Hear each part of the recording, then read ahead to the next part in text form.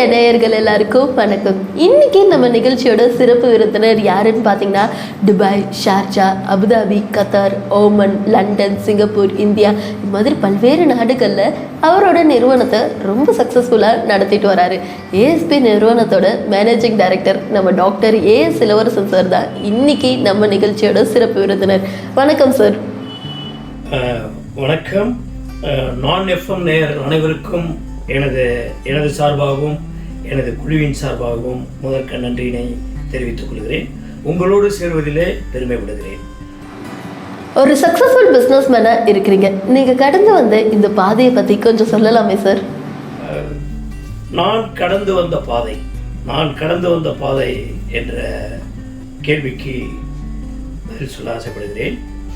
நான் என்னுடைய ஊர் மயிலாடுதுறை மாவட்டம் திருவடைக்கழியை சேர்ந்தவன். நான் ஒரு கிராமத்தில் படித்துவிட்டு அங்கிருந்து புறையார் டிபிஎம்எல் காலேஜில் என்னுடைய இளங்கலை பட்டத்தை முடித்துவிட்டு பிறகு மயிலாடுதுறையிலே பட்டய கணக்காளருக்கு தேவையான ஒரு ட்ரைனிங், ஆர்டிக்கல் ட்ரைனிங் என்பதை மயிலாடுதுறையிலே திரு பெர்னாடு என்பவரிடம் ஆற்றிவிட்டு பிறகு சென்னையில் வந்து எங்களுடைய ரீஜனல் ஆஃபீஸிலே சில கோர்ஸ் எல்லாம் அட்டன் பண்ணிவிட்டு பட்டய கணக்காளர் என்ற பட்டத்தை 1996ஆம் ஆண்டு பெற்றுவிட்டு 97-98 ஆண்டுகளில் இந்த வளைகுடாவில் நான் கால் பதித்தேன். நான் என்னுடைய ஆரம்ப காலம் என்பது ஒரு கசப்பாக இருந்தாலும் அதை நான் மூலதனமாக எடுத்துக்கொண்டவன். நான் இங்கே 99 ஒரு 6 ஆண்டுகள் ஒரு 2 நிறுவனங்களிலே தலை சிறந்த முதன்மை மேலாளராக பயிற்றுவிட்டு 2004ஆம் ஆண்டு என்னுடைய பிராக்டிசிங் சார்ட்டர்ட் அக்கவுண்ட் என்பதை துபாயில் தொடங்கினேன். என்னுடைய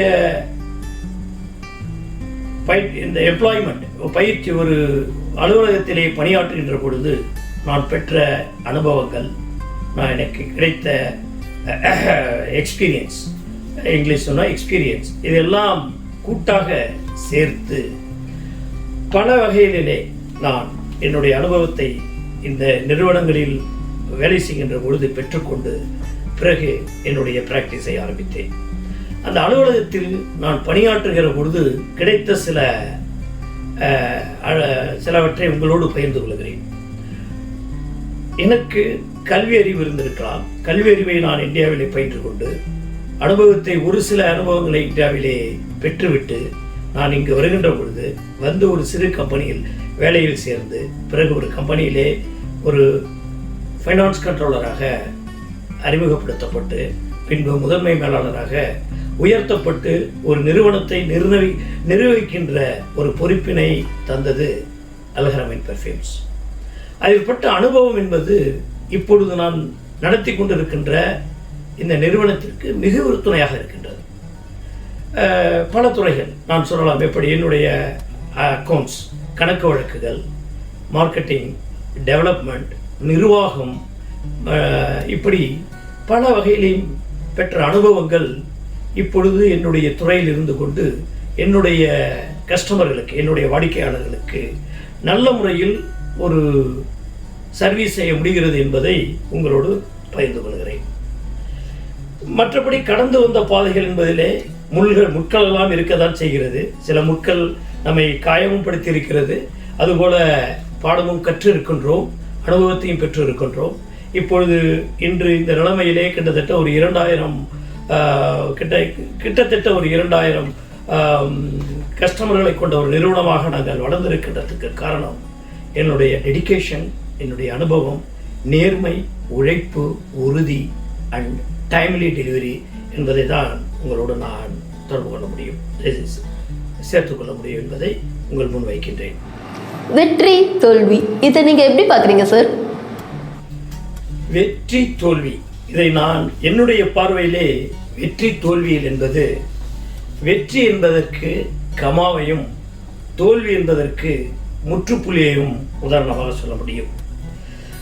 தோல்வி என்றால் துவளாமல், வெற்றி என்றால் நிதானம் இழக்காமல் இருக்கின்ற நேரத்திலே நம்முடைய வளர்ச்சியை யாரும் தடை போட முடியாது என்பதில் நான் உறுதியாக இருக்கின்றேன்.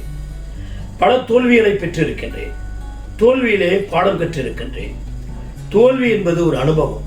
தோல்வி என்பது நாம் அது செய்கின்ற தொழிலுக்கு ஒரு முதலீடாக நாம் எடுத்துக்கொள்ள வேண்டும். அந்த முதலீடை நீங்கள் முறையாக பயன்படுத்தினோமானால் அந்த தோல்வியில் ஏற்பட்ட அனுபவத்தையும் பிறருக்கு ஏற்படுகின்ற தோல்வியில் கிடைக்கின்ற அனுபவத்தையும் நாம் உள்வாங்கிக் கொண்டு அதற்கு தகுந்தாற்போல் நம்மை தயார்படுத்தி கொண்டு அடுத்த இதற்கு செல்வோமானால் நிச்சயமாக அந்த தோல்வி நமக்கு ஒரு மிகப்பெரிய முதலீடாக இருக்கும். நாம் படிக்கின்ற அனுபவங்கள், படிக்கின்ற பாடங்கள், அறிவியல்கள், டெக்னாலஜிகள் எல்லாமே தோல்வியிலிருந்து வீறு கொண்டு எழுந்ததுதான் என்பதை நாம் உணர்வோம்.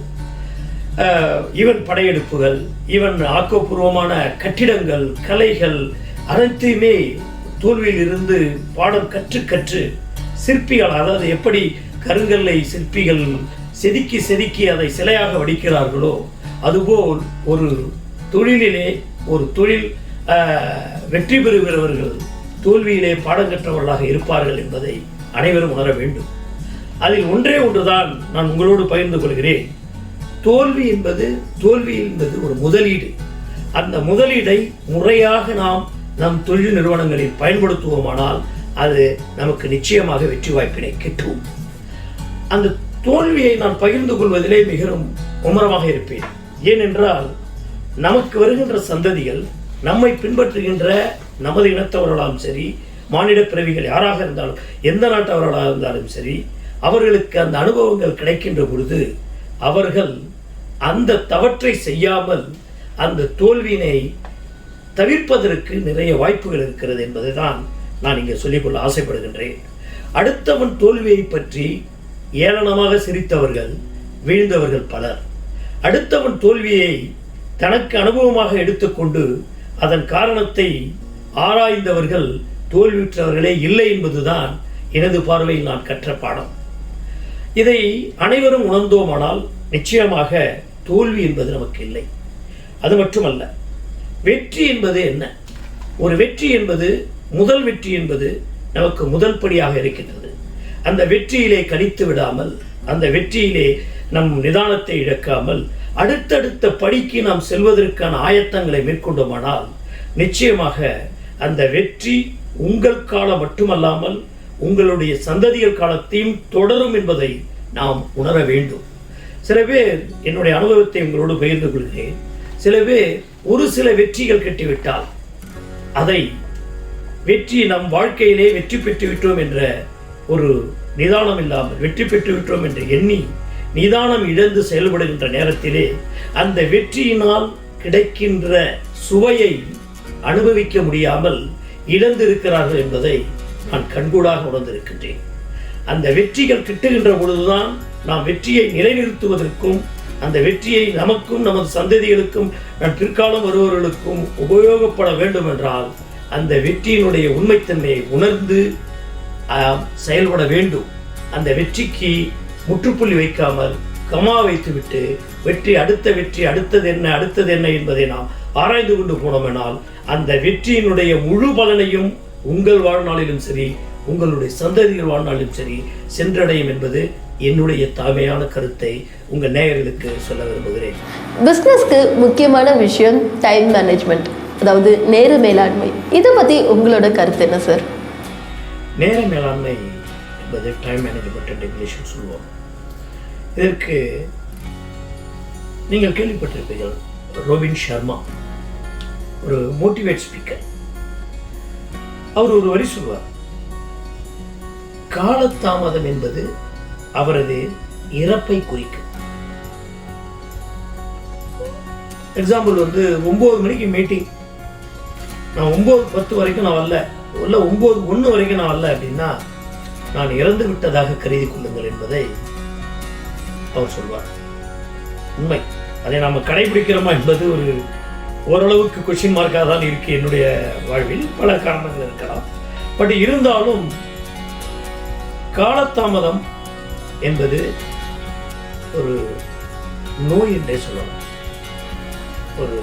எந்த விஷயத்தில் நீங்கள் காலதாமதமாக வருகின்ற பொழுது பல எண்ணோட்டங்கள் இருந்து கொண்டிருக்கும். என்னவென்றால், காலதாமதம் நம்மை மதிக்கவில்லையோ, இம்பார்ட்டன்ஸ் கொடுக்கவில்லையோ, இல்லை இப்போ இன்வால்மெண்ட் இல்லையோ, இப்படி பல காரணங்கள். மற்றவர்களை நமக்காக மற்றவர்கள் வெயிட் பண்ணி கொண்டு இருக்கின்ற பொழுது அந்த காலதாமதம் என்பது மிகவும் கொடிய நோயாக நான் கருதுகிறேன். காலதாமதத்தால் ஒரு ப்ராப்பரான நேர மேலாண்மை, டைம் மேனேஜ்மெண்ட் இல்லை என்றால் பல இடையூறுகளையும் பல இழப்புகளையும் நாம் சந்திக்க நேரிடும் என்பதை நாம் உணர்வோம்.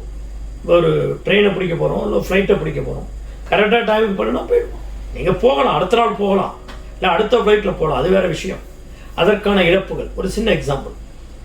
அதனால் அந்த டைம் மேனேஜ்மெண்ட்டுங்கிறது ரொம்ப முக்கியம். ஏன்னா அந்த டைம் மேனேஜ்மெண்ட் வந்து உங்களை பொறுத்து மட்டும் இல்லை, நீங்கள் செய்கின்ற செயலில் தொடர்புள்ள அடுத்தவர்களையும் சார்ந்தது. இதுதான் டைம் மேனேஜ்மெண்ட்டுக்கான இம்பார்ட்டன்ஸ், தொடர் ஓட்டம். அப்போ நீங்கள் நேர மேலாண்மையில் நீங்கள் தவறுகள் செய்வீர்கள், ஆனால் முறையான பிளான், முறையான டைம் மேனேஜ்மெண்ட் இல்லை என்றால் அடுத்தவர்கள் அதற்காக வெயிட் பண்ண வேண்டும் என்ற அவசியம் இல்லை. அவர்கள் வேலையை செய்து கொண்டு போயிடுவார்கள். அதுக்கு தான் எக்ஸாம்பிள். இங்கே வரலைன்னா ஃப்ளைட்டு போயிட்டு இருக்கும், அவ்வளோதான். ஒரு இடம் கூடாமல் நடக்கும். இது வந்து ஒரு சின்ன ஒரு கலவைக்கெல்லாம் நம்ம வாழ்நாளில் உள்ள ஒரு இதாக சொல்கிறோம். பட் ஆனால் டைம் மேனேஜ்மெண்ட்டுங்கிறது நான் முன்னாடி சொன்ன மாதிரி தான். டைம்லி செய்யணும். இந்த நேரத்தில் இதை செய்ய வேண்டும். காலையில் எழுந்திருக்க வேண்டும், இரவில் தூங்க வேண்டும். நான் காலையில் தூங்கி விட்டு இரவில் போனால் உங்களுக்கு கடை இருக்க மாட்டான், ஏதாவது பர்ச்சேஸ் பண்ண கடை இருக்க மாட்டான், உங்கள் தொழிலுக்கு தேவையான ஆள் வர மாட்டான். அதனால் டைம் மேனேஜ்மெண்ட்டை ப்ராப்பராக அந்தந்த நேரத்தில் அதை செய்யணும். அடுத்தது வாய்ப்புகள். நமக்கு வாய்ப்பு வரப்போ நம்ம யூஸ் பண்ணணும். அந்த நேரம் நான் வந்து 2 மாதம் கழிச்சு தான் அந்த வேலையை பார்ப்பேன், இப்போ செய்ய மாட்டேன், I am principal man, I already have plan, அப்படிலாம் வச்சுக்கூடாது. Time management always flexible. You have to keep that flexible. வாய்ப்புகள் வருகின்ற பொழுது அந்த வாய்ப்பை நீங்கள் உபயோகப்படுத்த வேண்டும். அதற்கு தகுந்தாற்போல் உங்கள் அடுத்த மற்ற வேலைகளை மாற்றி அமைத்து நீண்ட நேரம் உழைத்தோ இல்லை மற்றவர்களை உபயோகப்படுத்தியோ அதை அட்ஜஸ்ட் செய்யணும். இதுதான் நான் வந்து என்னுடைய அலுவலகத்தில் எல்லோரோடும் பகிர்ந்து கொள்வது. ஒரு ஆள் இன்னைக்கு வர முடியல, அதுக்குள்ளே வேலை இருக்குது, ஆனால் எனக்கு கிளைண்ட்டுக்கிட்ட வந்து நான் எனக்கு ஆள் வரல, அதனால் நான் செய்ய முடியலன்னு சொல்ல முடியாது. அப்போ யாராவது ஒருத்தரை இல்லை 2 பேரை ஒரு எக்ஸஸாக ஒர்க் பண்ண சொல்லி, அட்ஜஸ்ட் பண்ண சொல்லி, அடாப்ட் பண்ண சொல்லி வேலை செய்வோம். இதுதான் டைம் மேனேஜ் என்னுடைய தொழில் ரீதியாக நான் சொல்லப்போகுது. அது மட்டுமல்ல, நேரத்தை கணக்கிடுதல். ஒரு வேலையை செய்வதற்கு 5 மணி நேரம் ஆகும் எப்படி என்பது ஒரு கணக்கிட வேண்டும். என்னிட்ட ஒரு ஆள் இருக்கார், ஒரே வேலையை 1 மாதம் செய்வார்.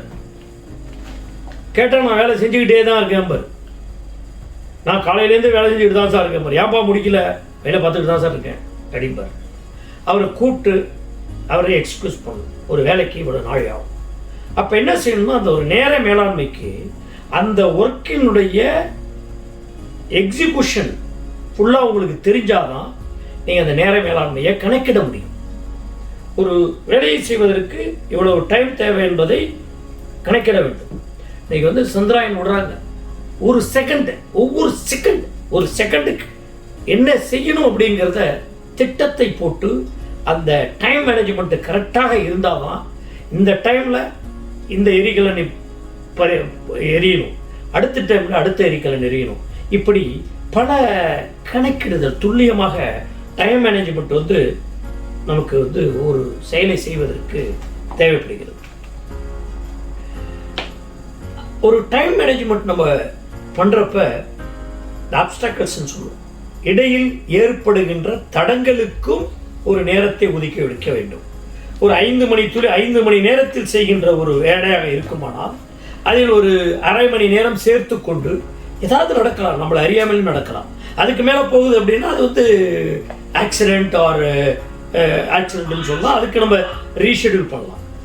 ஆனால் 5 மணி நேரத்திற்கு ஒரு அரை மணி நேரம் அதிகமாக வைத்துக்கொண்டு ஏதாவது தடைகள் ஏற்படுமானால், சிறு தடைகள் ஏற்படுகின்ற போது அதை சரி செய்வதற்கான நேரத்தையும் கணக்கிட்டு நீங்கள் செய்த அந்த டைமை எடுத்தீர்களானால் நிச்சயமாக அது வந்து உங்களுக்கு நிறைய வாய்ப்புகளை, அதாவது இழப்புகளை ஏற்படுத்தாமல் உங்களை மேற்படுத்தும். அது மட்டுமல்ல, டைம்லி அப்டேட். நேர மேலாண்மை இன்னொன்று இருக்கு, டைம்லி அப்டேட். இன்னைக்கு வந்து நான் முன்னாடி சொன்ன போது தான், இன்னைக்கு வந்து டிஜிட்டல்ஸ் இப்போ அப்டேட் பண்ணோம். நீங்கள் அப்டேட் பண்ணனா ஒரு இன்னைக்கு ரோபோட்ஸ் வருது, ரோபோட்ஸ் இப்போ அப்டேட் பண்ணோம். இல்லை நான் இன்னொரு 50 வருஷம் எனக்கு உடம்புல தெம்பு இருக்கு, நான் இன்னொரு 50 வருஷம் கழிச்சு நான் ரோபோட்டெல்லாம் கொண்டு வரேன் என்னுடைய மேனுஃபேக்சரிங் யூனிட்ல அப்படின்னா you be failure. Timely update, time மேனேஜ்மெண்ட்ல timely update also is applicable. அதை வந்து நேரத்தோடு கடைபிடிக்க வேண்டும். அதனால வேண்டிய நேரங்கள், தேவைப்படுகின்ற நேரங்கள், தடைபடுகின்றதற்கு தேவையான நேரங்கள், டைம்லி அப்டேட் பண்ணுறதுக்கான நேரங்கள், இதை எல்லாத்தையும் நீங்கள் கணக்கில் கொண்டு ஒரு டைம் ஃபிக்ஸ் பண்ணீர்களானால் நிச்சயமாக நாம் நிறைய இழப்புகளை தவிர்ப்பதற்கு நிறைய வாய்ப்புகள் இருக்கிறது என்பதை உங்களோடு பகிர்ந்து கொள்கிறேன். அது மட்டுமல்ல, வாழ்க்கையிலுமே டைம் 25 வயசுல மேரேஜ் பண்ணணும், 23 வயசுல மேரேஜ் பண்ணணும், சில பேர் 32 வயசு 40 வயசு வரைக்கும் இருக்கா. டைமிங் அதையும் நம்ம கணக்கில் கொள்ள வேண்டும். இதை நான் யாரையும் சங்கடப்படுத்துவதற்கு சொல்லவில்லை, அதையும் நாம் கணக்கில் கொள்ள வேண்டும். எல்லோத்திற்கும் நான் வாழ்க்கையில் செட்டில் ஆகி தான் நான் மேரேஜ் பண்ணுவேன். என்ன டைம் மேனேஜ்மெண்ட்? செட்டில் ஆகிறதுக்கே நீ டைம் மேனேஜ்மெண்ட் போடல, அப்புறம் கல்யாணம் பண்ணுறதுக்கு எப்படி டைம் மேனேஜ்மெண்ட் போடல? இது என்னுடைய ஆதங்கம். தொழில் தொடர்போடு இல்லை, வாழ்க்கையோடு சேர்ந்த ஒரு கருத்து இல்லை. அதனால் டைம் மேனேஜ்மெண்ட்டுங்கிறத நம்ம ப்ராப்பராக வச்சுக்கணும். எல்லா விஷயத்துக்கும் திட்டமிடுதல் போட்டு திட்டத்தோடு சேர்ந்து நீங்கள் நேர மேலாண்மையும் கடைபிடிக்கின்ற பட்சத்தில் உங்கள் வெற்றிக்கணி உங்கள் கையில் இருக்கும் என்பதை நீங்கள் சிறிதளவு கூட யோசனை செய்ய வேண்டாம் என்பதை உங்களோடு பகிர்ந்து கொள்கிறேன். இந்த சக்ஸஸ்ஃபுல் ஜேர்னிக்கு பின்னாடி பெரிய சப்போர்ட்டாக கண்டிப்பாக அழகான ஃபேமிலி இருக்கும். உங்கள் ஃபேமிலி பற்றியும் சொல்லுங்கள் சார். என்னுடைய குடும்பத்தை பற்றி என்ன சொல்வது? நான் மனைவி, ஒரு பெண், ஒரு ஆண், இதுதான் என்னுடைய குடும்பம், சிறிய குடும்பம். எனது தந்தையார் திரு சௌந்தரராஜன் பிள்ளை அவர்கள், அவர் ஒரு தலைமை ஆசிரியராக இருந்து இப்பொழுது இல்லை, நீண்ட காலத்திற்கு முன்னே இருந்து விட்டார். நாங்கள் ஒரு வில்லேஜில், இன்றும் நான் கிராமத்தோடு தான் ஒன்றி வாழ்ந்து கொண்டிருக்கின்றேன். என்னுடைய குடும்பத்தினுடைய ஆணிவேர் அந்த கிராமத்தில் இருந்து கொண்டிருக்கிறது. பொண்ணு இப்பொழுது ஒரு மெடிக்கல் படித்து கொண்டிருக்கிறார். பையன் என்னுடைய நிலையில் இப்பொழுது தான் 12வது படித்து விட்டு இப்பொழுது ஒரு சிஏக்குள்ள ஒரு தேர்வை எழுதி கொண்டிருக்கிறார். இதுதான் என்னுடைய குடும்பம். சிறிய குடும்பம், மகிழ்ச்சியான குடும்பம். வேற ஒன்றும் குடும்பத்தை பற்றி பெரிதாக சொல்வதற்கு ஒன்றுமில்லை. நாங்கள் ஒரு கிராமத்தில் வாழ்ந்ததனால் பொதுவாக எங்கள் கிராமத்தின் மேல் எங்கள் குடும்பத்திற்கும் சரி எனக்கும் சரி ஒரு ஈர்ப்பு உண்டு. ஏதாவது செய்ய வேண்டும், கிராமத்தை வளர்ச்சி பாதையில் செல்ல வேண்டும். ஏனென்றால் எங்களுடைய தகப்பனார் பாட்டனார் காலத்தில் எங்களுடைய கிராமத்திற்கு ஒரு வழிகாட்டியாக இருந்தவர்கள். அதையும் நாங்கள் காலகட்டங்கள் எங்களை இங்கு அழைத்து வந்தாலும் அந்த உணர்வும் அந்த உணர்ச்சியும் எப்பொழுதும் எங்கள் குடும்பத்தின் சார்பாக எனக்கு இருக்கிறது. நேரம் இருக்கா சார் பொழுதுபோக்குக்கெல்லாம்? உங்களோட பொழுதுபோக்கு என்ன சார்?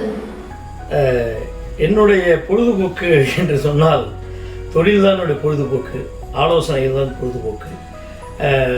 பொதுவாக நான் என்னிடம் ஒரு கருத்து உண்டு, இஷ்டப்பட்டு கஷ்டப்படுதல் என்பது. ஒரு தொழிலை செய்கிறோம் என்றாலே அதில் இஷ்டம் இருக்க வேண்டும். கஷ்டமாக இருக்கிறது என்று நான் எதையும் நினைப்பதில்லை. கஷ்டமாக உள்ளதை ஒரு பொழுதுபோக்காக நான் எடுத்துக்கொள்வேன். தோற்றவர்கள், ஒரு வெற்றி வாய்ப்பை இழந்தவர்களோடு என்னுடைய ஆலோசனை என்பது நீண்டதாக எடுத்து சொல்வேன். அவரை அழைத்து வைத்து காரில் உட்கார்ந்து கொண்டு நீண்ட தூரம் பயணம் செய்வேன். நீங்கள் அவரை உட்கார்ந்து நீங்கள் எப்படி தோற்றுகள் இருந்தால் அவரால் ஃப்ரீயாக சொல்ல முடியாது. ஒரு ஹெசிடேஷன் இருக்கும். நம்ம தோக்கிறத பற்றி இவன் கேட்குறானே, இவனுக்கு என்ன வேலை அப்படிப்பான். இதை நான் ஒரு ஹாபியாக வச்சுருப்பேன். அவரை கூப்பிடுவேன், சாப்பிட போகலாம்ப, இல்லை வெளியில் போகலாம்ப, நான் தனியாக இருக்கேன், வாங்க சார் போகலாம் அப்படின்னு ஏதாவது சொல்லுவேன். அவர் வரும்போது அவர் மனதை அப்படியே இலகுவாக்கி அவரிடம் இருந்து தோற்றத்துக்கான காரணங்களை நான் உருவாக்கி கொள்வேன். இதை நான் பொழுதுபோக்கான்னு தான் சொல்ல முடியும். நான் ஒரு பெரிய கன்சல்டிங், என்னுடைய ஆஃபீஸ் டைம் வாங்க நீங்கள் ஏன் தோற்றீங்க அப்படிங்கிறத நான் பீரியாடிக்கலாக கேட்க முடியாது. அவங்கள்ட்ட உண்மை வராது. அப்படி கேட்டீங்கன்னா அந்த உண்மை எடுக்க முடியாது. அவர்கள் கூறுகின்ற காரணங்கள் பல இருந்தாலும் அதனுடைய உண்மைகள் உங்களோடு வெளிப்பட வேண்டும் என்றால் இதை பொழுதுபோக்காக அவங்களோடு உறவாடுவை. இதுதான் என்னுடைய வெற்றியினுடைய அடுத்த ரகசியம். வெற்றியாளர்களை சந்திக்க வேண்டும். அவர்கள் வெற்றி பெற்றது என்ன என்று வெற்றியாளர்களை சந்தித்து நீங்கள் டெக்னிக்கலாக என்ன செய்தீர்கள் என்று கேட்கலாம். நீங்கள் என்ன செய்ய வேண்டும் என்பதை விட என்ன செய்யக்கூடாது என்பதை நான் தெரிந்து கொள்ள வேண்டும். என்ன செய்யக்கூடாது என்பதை தெரிகின்ற பட்சத்திலே நாம் வெற்றி வாய்ப்பை இழப்பதற்கு வாய்ப்புகளே கிடைக்காது. அதை தான் நான் பொழுதுபோக்காக எடுத்துக்கொண்டு பல பேர் கூட நான் என்னுடைய நேரத்தை செலவிடுவேன். இதுதான் என்னுடைய மேஜர் பொழுதுபோக்கு. அடுத்தது சினிமா. நான் ஒரு பெரிய வில்லேஜ்லேருந்து வந்தேன், ஒரு குறுகிய வில்லேஜ். சினிமா பார்க்க போகணுன்னா கூட வருஷத்துக்கு ஒரு படம் தான், அது ஸ்கூலில் தான் ஆச்சுட்டு போவாங்க. அதையும் மீறி போகணுன்னா வீட்டுக்கு தெரியாமல் தான் போகும். அது ஒரு 10வது 11வது படிக்கிறப்ப. சினிமா என்பது எல்லா விஷயங்களும் இருக்கிறது. ஆனால் என்னுடைய வளர்ச்சியிலேயே அது ஒரு பெரிய பங்கு. இன்று கூட என்னுடைய கிராமத்தில் சென்று என் ஏஜில் உள்ளவங்களை கேட்டால் இது ஒரு மாதிரியாக சொல்லுவார்கள். இது எங்கே தேர போதுன்னு தான் சொல்லுவார்கள். அதுக்கு காரணம் ஒரு நாளைக்கு 4 ஷோ பார்ப்பேன். Matinee, first show, morning show, matinee, first show, second show. ஏன்னா ஒரு நாள் தான் நான் வீட்டில் போய் சொல்லிட்டு வெளியூர் போக முடியும். அந்த ஒரே நாளில் 4 படத்தை பார்த்துட்டு நைட்டு வீடு வருவேன். அடுத்த நாள் கிடைக்காது. அப்புறம் ஏன்னா நான் ஒரு கிராமத்தை விட்டு வெளியில் சென்றாலே கிராமத்தில் உள்ள அத்தனை பேருக்கும் தெரியும், என்னுடைய போய் செய்தி போயிடும் வீட்டுக்கு. பட் போனாலும் நாங்கள் என்னை வளர்த்த பெற்றோர்களுடைய அணுகுமுறை, அதில் உள்ள நல்ல விஷயங்களை எடுத்து என்னை வளர்ச்சி பாதைக்கு செல்வதற்கு ஒரு முக்கிய ஆணித்தரமாக சினிமா இருந்தது என்பதை நான் உங்களோடு ஒத்துக்கொள்ள வேண்டும். அதுதான் உண்மை. நான் முன்னாடியே சொல்லியிருக்கின்றேன், தவறாக இருந்தாலும் உண்மையை பேச வேண்டும் என்று. பல விஷயங்கள் எப்படி இருக்க வேண்டும், எப்படி அணுக வேண்டும். எங்களுக்கு வாய்ப்பு கிடையாது. எங்களுக்கு வாய்ப்பு, நான் 8வது தான் ஏபிசிடியை படித்தேன். இதுதான் பொதுவாக. இதை யாரும் குறையாக எடுத்துக்கொள்ள வேண்டாம். நகரத்தையும் கிராமத்தில் உள்ளவர்களையும் நகரத்தில் பயின்றவர்களையும் நீங்கள் ஒப்பிடுகின்ற பொழுது எங்களுடைய பொழுதுபோக்கு தான் எங்களுக்கு பாடம்.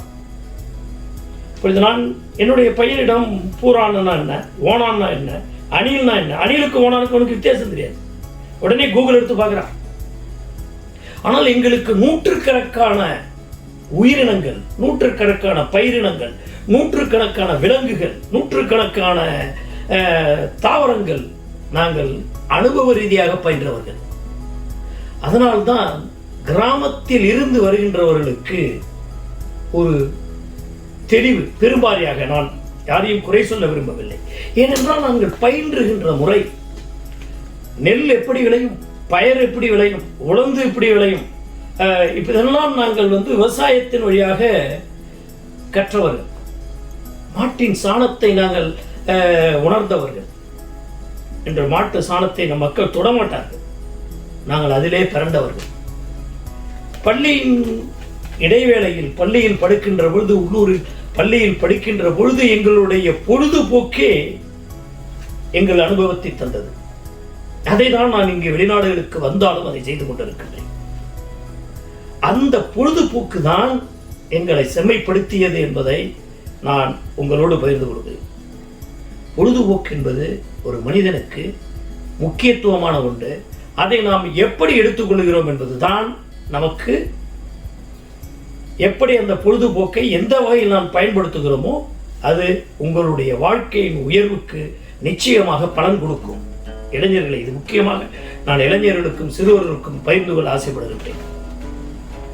இன்று என்னால் எந்த நாடுக்கும் செல்லுகின்ற ஒரு தைரியம், ஒரு அனுபவம், ஒரு அப்ரோச், இது எல்லாம் நான் கற்றது சினிமா வழியாக தான். தெரிந்தது, அப்படியே விஷுவலைஸ் பண்ணுவோம். ஆனால் அதை அடைவதற்கு என்ன காரணங்கள், அடுத்த ஸ்டெப்பு என்னிடம் உண்டு. பொழுதுபோக்கை பொழுதுபோக்காக பார்க்காமல் அந்த பொழுதுபோக்கை என் வாழ்க்கையினுடைய உயர்வோடு நான் ஒப்பிடுகின்ற பொழுது அந்த பொழுதுபோக்கு தான் எனக்கு ஒரு ஆணிவேரும் ஒரு மனதளவிலே ஒரு உந்துதலையும் தந்து என்னை உயர்வுக்கு சென்றிருக்கிறது என்பதை உங்களோடு நான் பகிர்ந்து கொள்கிறேன். ஏனென்றால் இன்றும் கிராமத்தில் என்னோடு பொழுதுபோக்கியவர்கள் பல பேர்கள் இருக்கிறார்கள். என்னோடு சேர்ந்து ஓரிரண்டு நண்பர்கள் மட்டும் நாங்கள் உயர்ந்த நிலைக்கு வந்திருக்கிறோம் என்றால் அந்த பொழுதுபோக்கையும் எங்களுடைய வாழ்க்கையினுடைய உயர்வுக்கு எப்படி உபயோகப்படுத்த வேண்டும் என்பதை நாங்கள் உணர்ந்த காரணமும் எங்களுடைய பெற்றோர்களுடைய அட்வைஸ்னா அது ஒரு மாதிரியான அட்வைஸ். நாங்களாம் சட்டையிலே எல்லாம் போயிருக்கோம். அந்த அளவுக்கான ஒரு மரியாதை கலந்த பயம் குடும்பத்தோடு இருந்ததனால் நாங்கள் பொழுதுபோக்கையும் கூட நாங்கள் நல்முறையிலே பயன்படுத்தி இருக்கின்றேன். அடுத்ததாக பொழுதுபோக்கோடு உங்களோடு நான் பகிர்ந்து கொள்ள வேண்டியது நம் குடும்பத்திற்கு நாம் கொடுக்கின்ற மதிப்பு. சினிமாவை பார்த்த விட்டு நான் அவனை மாரி லவ் பண்ணுவேன், அவனை மாரி சண்டை போடுவேன், அவனை மாரி திருடுவேன், அவனை மாரி ஆட்டோ ஓட்டுவேன் அப்படி என்பது அல்ல. நம் குடும்பத்தின் மதிப்பை நாம் மதிக்கின்ற பொழுதுதான் நம் குடும்பம் என்பது செம்மைப்படும். எப்படி வேண்டுமானாலும் வாழலாம் என்று இருக்கலாம், ஆனால் உங்கள் குடும்பத்திற்கென்று உள்ள ஒரு பெரும்பான்மை பெரும் பெயர் அந்தந்த அளவிலே பெற்றோர்கள் வைத்திருக்கிறார்கள். இப்போது போல அல்ல, நம்மளை வழிநடத்தி இருக்கிறார்கள். அதை மனதில் கொண்டோமானால் இந்த பொழுதுபோக்கில் 1000 விஷயங்கள் இருந்தாலும் உங்கள் உயர்வுக்கு அது நீங்கள் உங்களுடைய குடும்பத்தினுடைய நற்பெயருக்கு முக்கியத்துவம் கொடுக்கின்ற பட்சத்தில் இந்த பொழுதுபோக்கு உங்களோட உயர்வுக்கு வழிவகுக்கும் என்பதை உங்கள் முன்கூடி கொடுக்கிறேன்.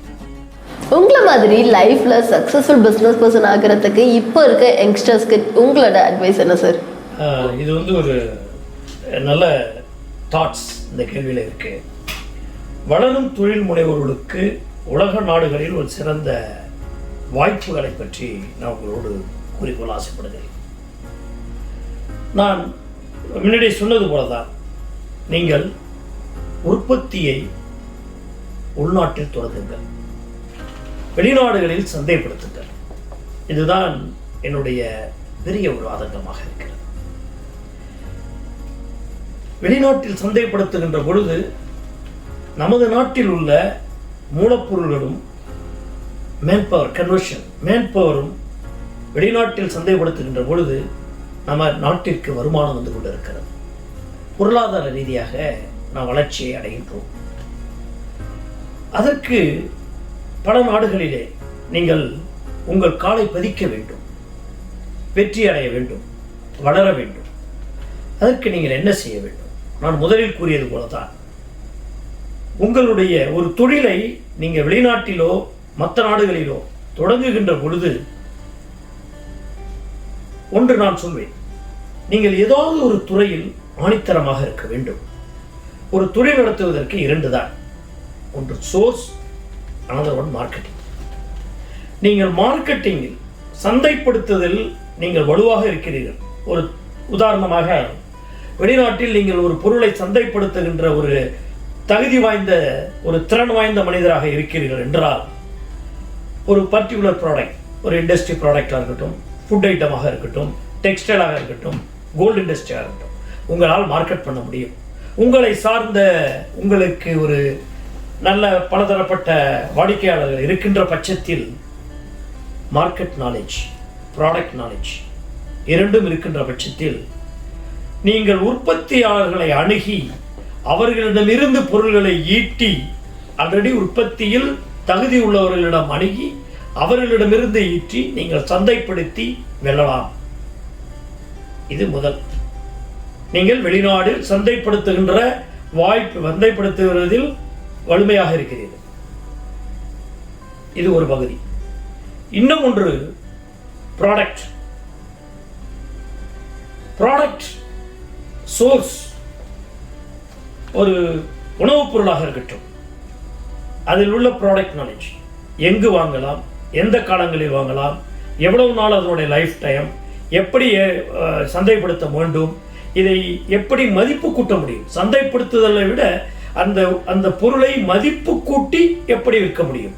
ஒரு பொருளை அப்படியே நீங்கள் விற்பதனால் சந்தைப்படுத்துவதை விட அதற்கு மதிப்புகளை கூட்டி நீங்கள் சந்தைப்படுத்துகின்ற பொழுது அதனுடைய வேல்யூ, அதனுடைய தரமும் அதனுடைய வேல்யூவும் உயரும். உங்களுக்கு ஒரு பெரிய ப்ராஃபிட் என்பது கிடைப்பதற்கு வாய்ப்பு இருக்கிறது. அதாவது 2 வகை.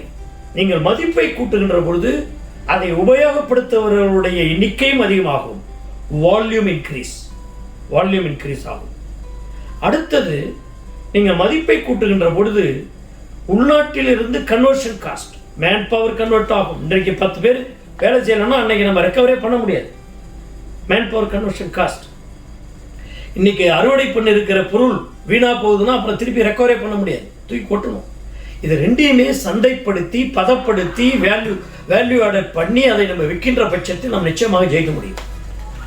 ஆனால் நம்மளது பெரும்பான்மையாக சேர்ந்த பொருள், விவசாயம் சேர்ந்த ஒரு நாடு, சார்ந்த நாடு.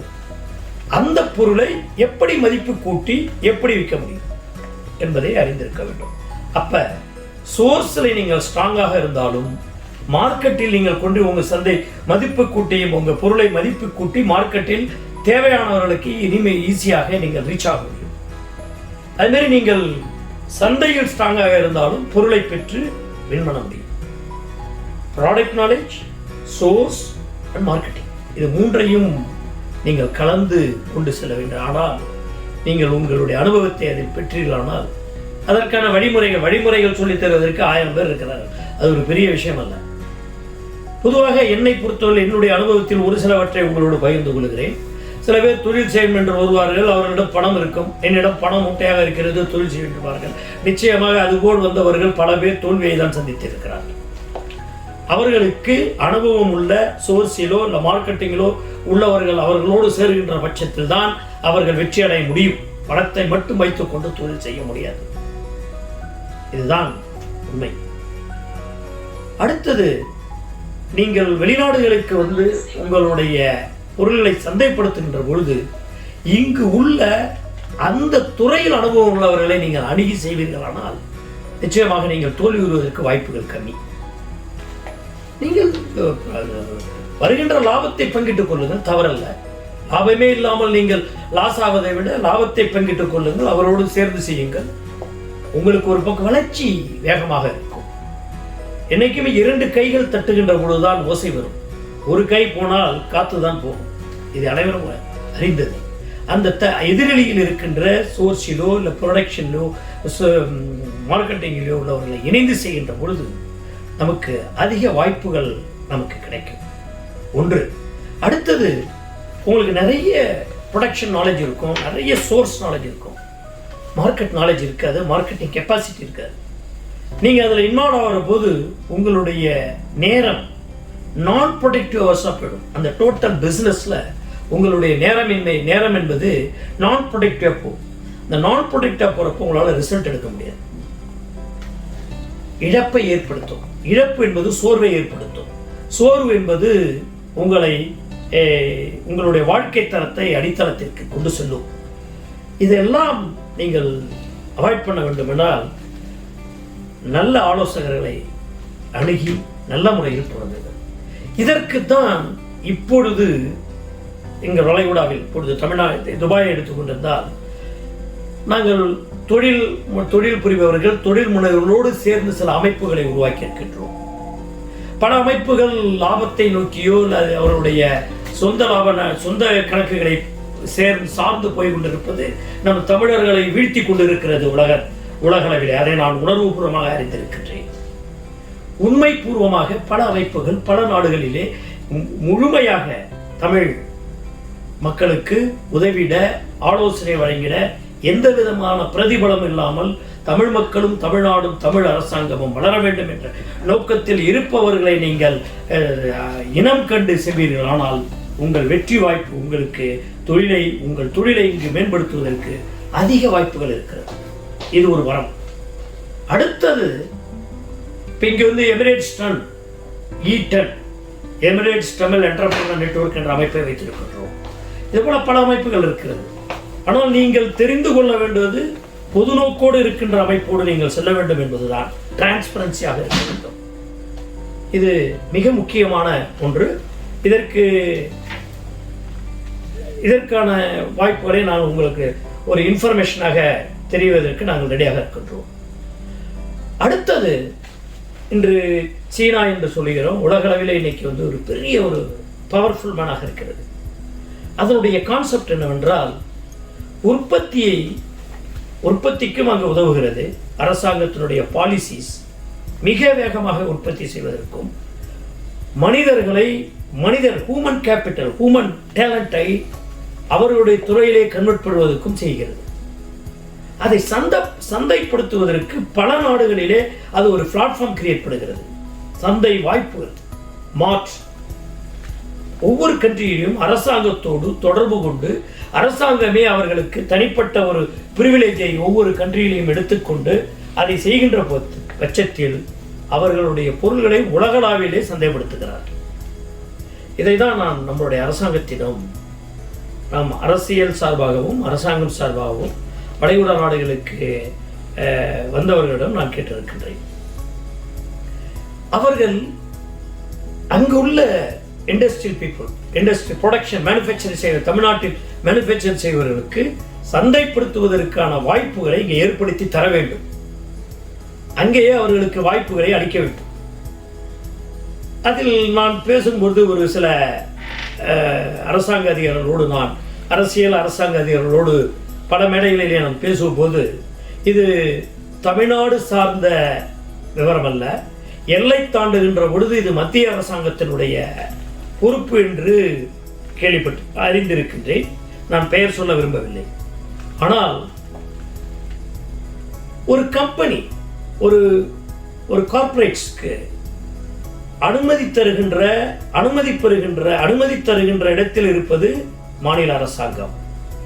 அந்த கார்ப்பரேட் நிறுவனமே சந்தைப்படுத்துவதற்கான வாய்ப்புகளை, வெளிநாடுகளை ஏற்படுத்துவதற்கு முகாந்திரம் இருக்கின்ற பொழுது அதற்கு வாய்ப்பளிக்கின்ற மாநில அரசாங்கத்திற்கு ஏன் முகாந்திரத்தை உருவாக்கக்கூடாது என்பதுதான் என்னுடைய ஆதங்கமாக இருக்கிறது.